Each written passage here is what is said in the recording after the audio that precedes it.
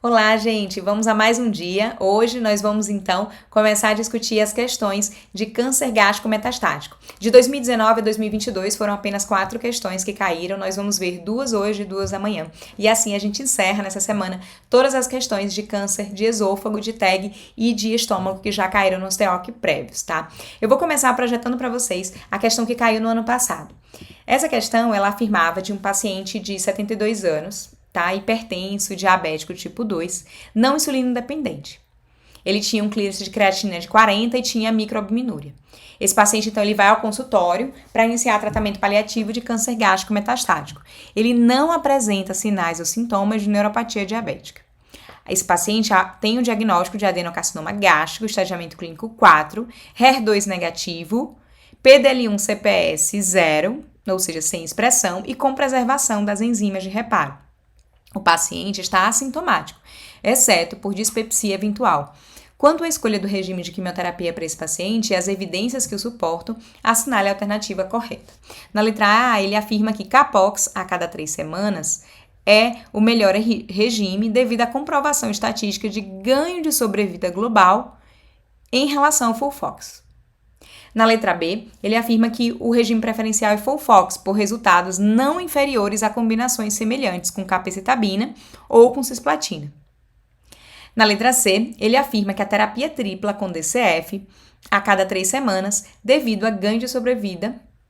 E na letra D, afirma que capecitabina isolada, tendo em vista o risco de neuropatia grau 3 com oxaliplatina ou cisplatina nesse contexto. Eu quero que vocês percebam que essa questão, apesar de ter sido do ano passado, ela não abordava imunoterapia. E a gente sabe que hoje a gente tem a aprovação do nivolumab, tá? Aos moldes do CheckMate 649 para a primeira linha de câncer gástrico ou TEG metastático, tá? Então, a gente tem ali o estudo, eu vou trazer para vocês para mostrar, mas não foi isso que a questão queria abordar. Ela queria conceitos um pouco mais antigos do tratamento do adenocarcinoma gástrico metastático. O primeiro conceito que eu quero trazer para vocês é que há ganho de sobrevida global e o padrão de tratamento até a gente ter o acréscimo da imunoterapia é de combinação de fluoropirimidina com platina na primeira linha.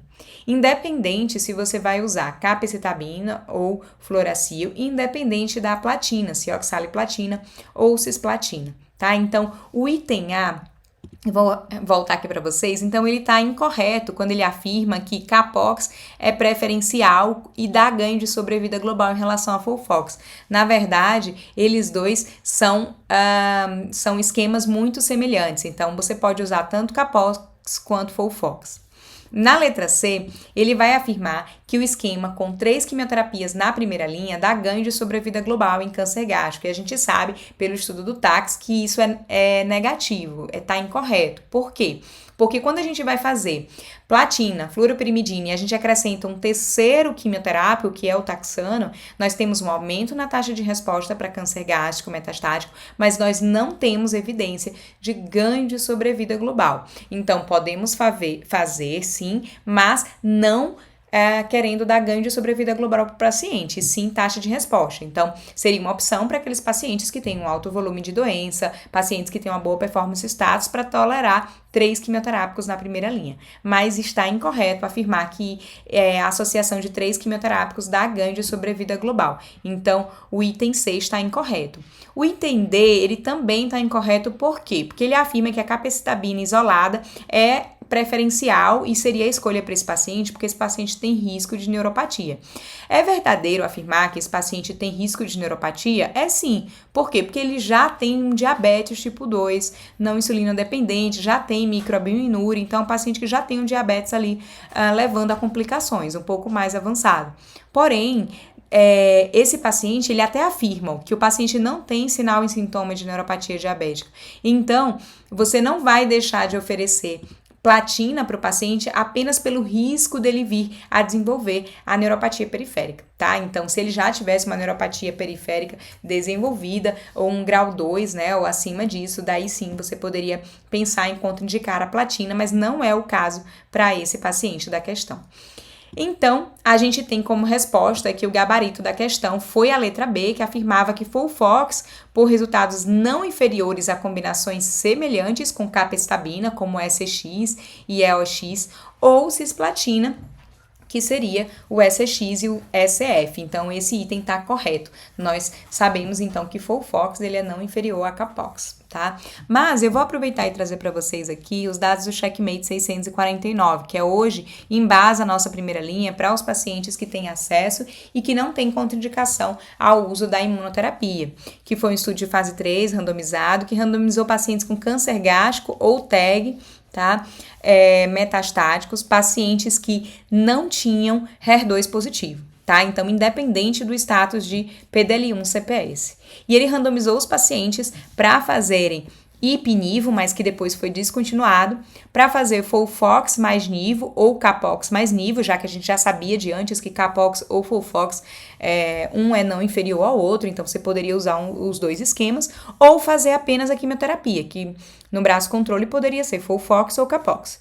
E o endpoint primário era a sobrevida global e a sobrevida livre de progressão na população com PDL1 CPS maior ou igual a 5. Tá? Mas ele tinha como endpoint secundário avaliar a sobrevida global nos pacientes com PDL1 CPS acima de 1, acima de 10 e em toda a população. Percebam que no 649 a gente não tem entre os endpoints avaliar naqueles pacientes com PDL1 CPS 0, tá? Então a gente avalia ou em toda a população, que inclui CPS 10, 5, 1 independente, ou maior que 5 ou maior que 1.